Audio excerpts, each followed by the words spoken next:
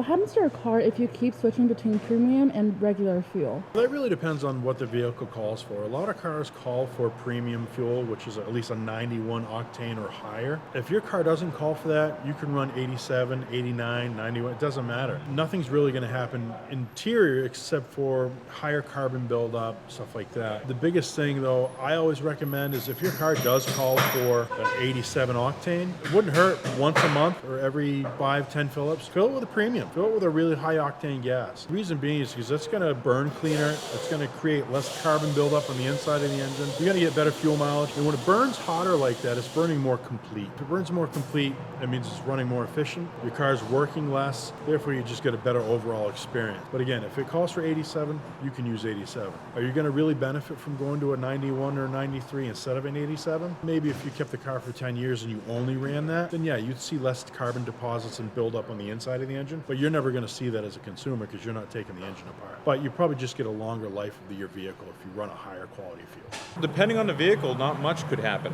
If it's naturally aspirated and it is a conventional engine that is not performance oriented, there really isn't much benefit to using a 93 other than the fact if you don't plan on using your vehicle frequently. Switching between 87 and 93 or 87 and 89 and 93, you won't see too much of an issue. The issues you run into when switching between a lower octane to a higher octane is with performance vehicles. Vehicles that, even though you may not think it's performance, if it's got a turbocharger, that engine is going to have a lot more heat than an engine that is naturally aspirated without a turbo or a supercharger. And those engines, you really can't run a regular octane. It's typically a premium or a plus octane that is required because of the high heat that the forced induction creates from the turbo or the supercharger. And a lot of times you'll decide to put regular in one of those engines. Very common for check engine light to come on. The engine will run rough and you can do some serious damage because the octane rating for the fuel isn't there for the engine to run properly.